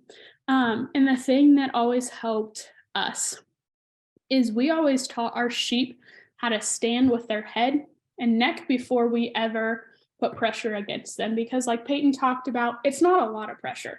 You're not going to be in a push-in match with this sheep because, well, little ones, the sheep is going to always beat you. Sorry to say it, but it's going to happen. So what needs to happen is you get your hands set, and for me, it was always pistol grips. So my ear would go here, this would go right under the eye, and this would be under the jaw. So you get your hands set, and you would push on that lamb's neck back, and you just get them to stand. And if you can get them to stand with all four legs on those corners, ready to go, then you put your leg in front of them. And honestly, my brother and I would not start bracing with our leg until the sheep would stand there for at least 2 minutes by themselves, no brace. Because ultimately, the brace, all you're doing with it is to keep them, one, standing still, and two, to get their muscle to pop. But like Peyton said, it does not take a lot of push against the sheep to get that muscle to pop and for you to see it. So we would always brace or get them to stand with their necks. And ultimately, guys, we've had multiple judges. You get down to the top 5 and they just want to see the lamb stand and see the natural lamb. You get out of the lamb and you hold that head and neck right, they'll do the work for you and they don't move. We came across many of that, and the judges would commend my brother and I both about how well our sheep just stood there because we spent the work and the time at home accomplishing that. The other thing I want to talk about, and I know there's a few questions when you guys registered about questions and showmanship. So they sent out that little page of showmanship questions, and I just want to say that in the past 5 or 6 years of me showing, I've had less and less questions in showmanship, but at the same time, they would always, or some of them would ask questions when it came down to the last 10 kids and they needed to whittle them out. But that doesn't mean there won't be questions. So I just want to go over a few of them with you guys. The breed of your lamb, that's a big one, especially for you youngsters. Make sure you know what breed it is. A lot of them around here where I'm from are crosses, which are Hamp Suffolk crosses. Anymore, you will see a lot of those Hamp-a-year sheep. So Hamp, you have the white face, their white cheeks, they have a white wool cap, and their legs are really, really fuzzy. Their faces almost kind of look a little raccoony sometimes because they have the black rings around their eyes. What's your exercise program for your lamb? Just whatever you do. So for us, it's taking them down the road and letting them sprint home, brace boxes, walking and setting up. Like I said, it'll be different for every one of you. How much does your lamb weigh? This question, more often than not, gets asked in your market classes. And if you do not know, that's a little rough because you weigh them in that morning. So make sure before you go in. My dad always carried a notebook with him and he'd write down weights, or we'd put them on our phone. So that way, before we go in, hey dad, how much does this lamb weigh? And he could tell us. How old is your lamb? This question is one that you'll see more in the breeding use. If you all get lumped in, or if there's a January, February class, make sure you know your lamb's birth date. What do you feed your lamb? This is a question that I got asked a ton as a younger exhibitor, and how I always answered it, and it was in my head, is make sure you know the poundage, not scoop, because you could have different sizes of scoops. So for our scoop, it was one of the little Folgers coffee cans, but some people use the big coffee can. So make sure you know poundage. So mine was always 4 pounds of feed. So 2 pounds twice a day, a handful of hay, and fresh water every day. If you want to get in more in depth, you could say the protein, fat, and fiber of your feed. So we always ran an 18, 4.5, 5. So I would say they get 2 pounds twice a day of an 18, 4.5, 5 with a handful of hay and fresh water every day. Guys, I'm telling you, the fresh water every day will get you big points with your showmanship judges. It is a big thing. What percent of crude protein is in your feed ration? Same thing. Look at your feed tag on your feed. It will say right on there where it's at. What would you like to change about your lamb? This is a huge question, especially for those intermediate senior showmen. Make sure you know the lamb, but also there are judges that will ask you what you would like to change about your lamb, but you get big brownie points with following it up of what do you like about your lamb. Okay, you never want to leave it on the negative. And honestly, here's a little key tip that I got told when I was younger, and Peyton might laugh about this one because I did it to him actually, I think, when he was judging me my last year. But I always found something that ultimately was a little funny. When I became a senior, I would say like, okay, I'd like her fuller through her loin, but ultimately I love her width over her rack and through her pins. But for you youngsters, try and find something that the judge can't use against you. So sometimes I would say today she's just got a little bit more of an attitude than I like, but I like X, Y, and Z. Okay, make it something that they can't take and use against you later, but at the same time, you want it to be something that they can see. You don't want to fly by the seat of your pants, and if your lamb has a really good loin, and it's probably the biggest loin lamb at the show, you don't want to say that you wish the loin was fuller, because one, that's not true, and two, the judge is looking to see how well you know your project. So make it something that the judge can see as well as you can back up. 2 byproducts of sheep. This could be anything. Just search up what sheep are used for. So we all know they have wool. So our sheep that we're showing, majority of them are meat breed. So that could work, could not work. But ultimately the lanolin is a big one. So lanolin's used in a ton of lotions, or lanolin itself. You can look all of those up. How many pounds of feed must be fed for 1 pound of gain? So this goes back to Nick talking about normally a lamb will gain a quarter to half pound a day, but this ultimately depends on your lamb. So when he says graph them and watch their gains, it will give you your lamb's average daily gain. So normally it's about 4 pounds of feed on average. So for the average lamb and the average feed, 4 pounds of feed for 1 pound of gain. What is the health program for your lamb? So this goes back to how often do you worm? How often do you treat for coccidiosis? If your lamb gets sick, what do you treat it with? Is your lamb a ewe or wether? Guys, this is an easy, simple one that you should know off the top of your head. But it's ultimately one of those things that the judge, I've had a judge one year make us switch animals, make us switch our sheep in showmanship, and then ask us that question. So make sure you're paying attention to that one. What is the best feature about your lamb, or what do you like most about your lamb? So if you get asked that question, don't end with the what would you change. Only do what would you like after what you would change. what are some different breeds of sheep? So same thing, you got Hamps, you got Suffolks, you got Dorset, Southdown. Just make sure you know those. How much should a market lamb weigh? That honestly changes a lot. Right now it's about 165, 170 for a finished market lamb, but make sure you look that up because that could be ever changing. The gestational length of a lamb. So that is how long is a lamb pregnant for? Good rule of thumb is 3, 3, and 3. So 3 months, 3 weeks, and 3 days. It's about 135 to 145, maybe 150 days, depending on the lamb and what you're doing.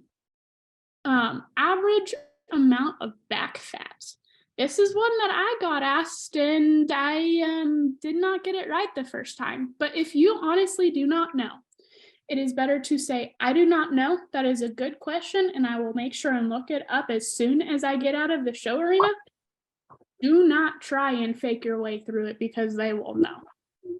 That is a big thing. You want to make sure that if you don't know, you're honest with the judge, but at the same time, you go and learn. What are the main cuts of a lamb? So these are your main body parts. So your loin, your rack, so your ribs, the leg of lamb, those could be about anything as well. So what I want to do is, I know we have a little bit of time left and I threw a lot at you guys. I want to open it up for some questions so I can answer any questions that you guys have of me, just to kind of see where you're at, because like I said, I want to make it to help you guys and not just me talking at you. So if you guys have any questions, let me know.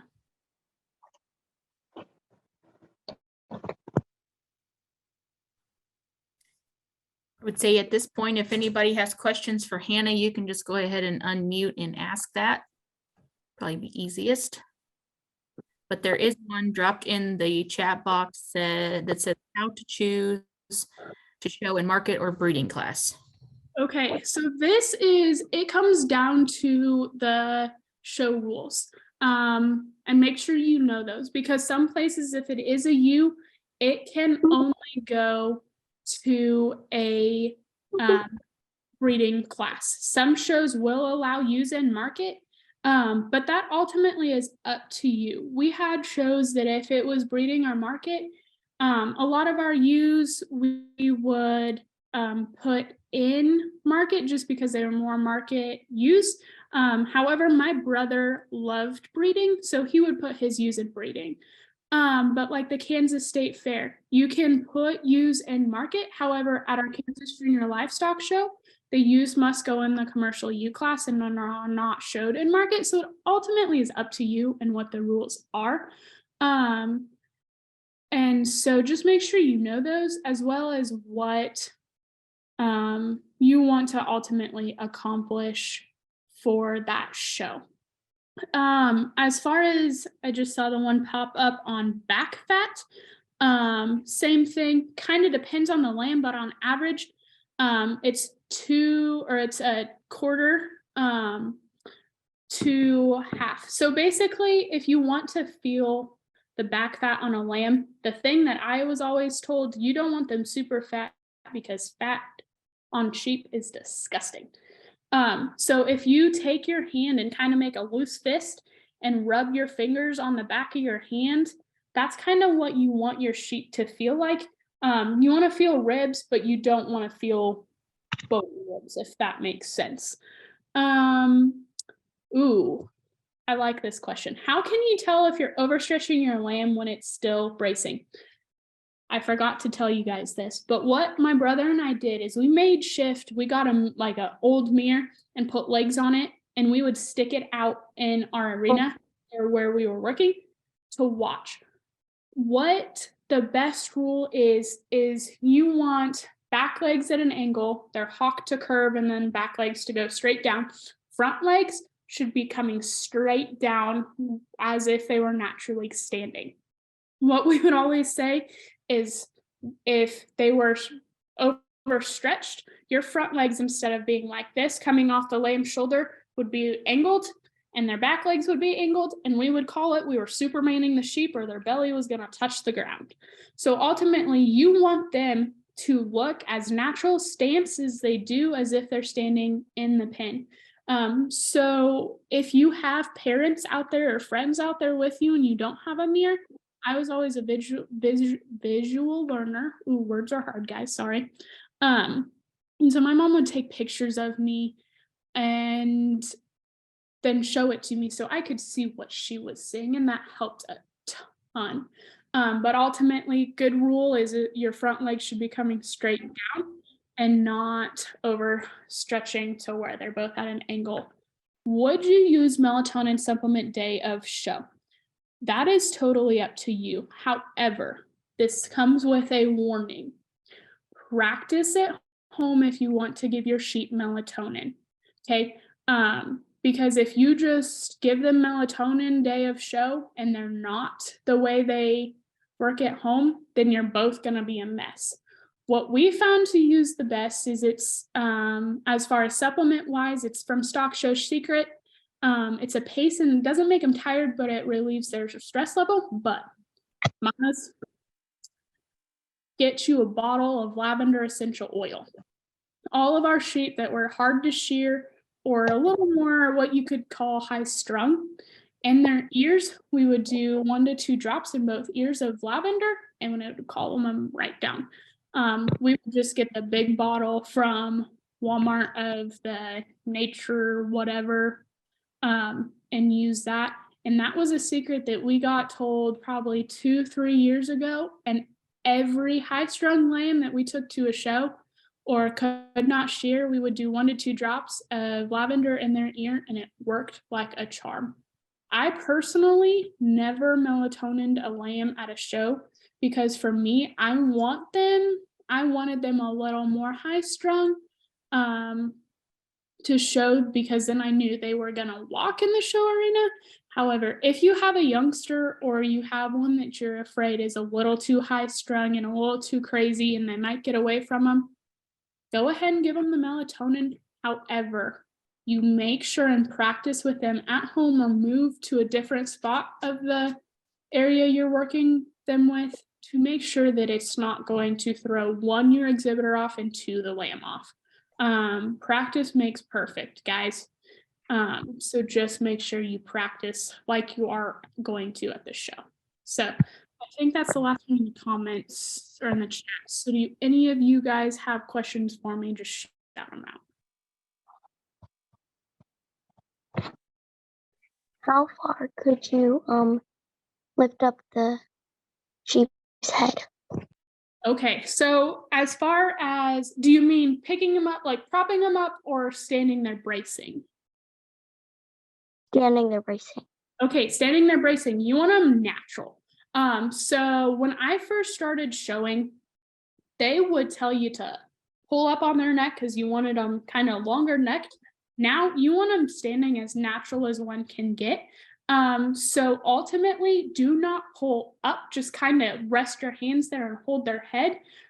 Do not pull the head to you, like Peyton said, because that won't help. That actually does not put pressure on and does not help bracing. You kind of just want to hold their head naturally, and it goes back to the L. Make sure you have the L to their shoulder. So from head to neck and neck to shoulder. So kind of just in a natural stance. If you look at the picture that they sent out of me with my bio, that lamb's head is just kind of sitting there. And that's where it goes into this next question. How can you get your lamb to walk with their head up? We did it 2 ways. We had a chariot that we would hook up to the back of our 4-wheeler or Ranger, and put in, they'd get put in nylon halters, and once they were completely broken, we didn't have to worry about it anymore. We'd go to chain halters, and we would tie them with their head up at a natural level where you would walk them at, and we would take them down the road that way, just walking. Were we accomplishing anything exercise-wise, building muscle? Absolutely not. But it saved us a lot of time and energy from fighting with them. The second option, which is a little more costly, is we had a horse walker that we lowered the arms that the sheep could been attached to walk them. But ultimately, we got rid of our horse walker because we liked doing the chariot more, because then we could let them run back. Another way to do it is if you get that brace box made out of wood, tie their heads naturally, or just tie them to the fence. But this is, you have to stand next to them just to learn them to hold their heads up naturally. A lot of sheep anymore, a lot of breeders are breeding for that characteristic. And you can kind of see it when someone says they're walking a little cocky. That's what they mean, is they're just holding their head up naturally. So that's a way, just because it is going to be a lot of work to get them to walk with their head up. One, or two, what I would do when I was hand walking is, once littles, when your hands are big enough, don't try and do this now. Put your pointer finger and your middle finger under their chin and wrap it around. And then my ring finger and pinky would go up in between their jaw. And that would help hold their head up too when you're walking. So that's kind of just a lot more time. And like I said, practice, practice, practice, guys. That's about all I can tell you. Practice makes perfect. So what other questions? I'm loving these questions.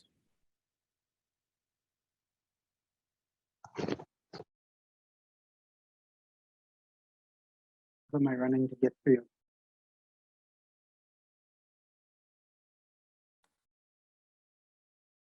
I'm not sure if that was a question or not. Well, if there are no other questions, we will certainly take the chance to thank Hannah for joining us today and sharing all this great information for us.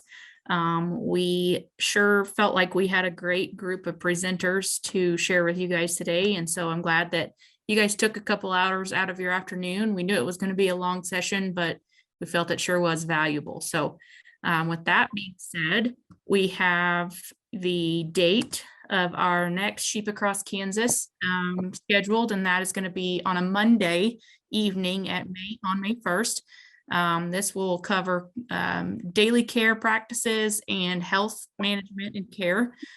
We do it on a Monday in May because we know that May gets pretty crazy with spring shows on the weekends, as well as graduations and all of those fun things. So we hope you'll be able to join us. And if you could take a second to find the link in our chat box that Patsy put in there for an evaluation, that helps us just know what you guys liked and didn't like. And then we will also send that out in an email following this when we get the video all wrapped up to send out the recording as well as the evaluation link for that as well. So thank you guys again for hopping on with us. And we thank Hannah again. I think our other two have already hopped off. So have a great day, guys.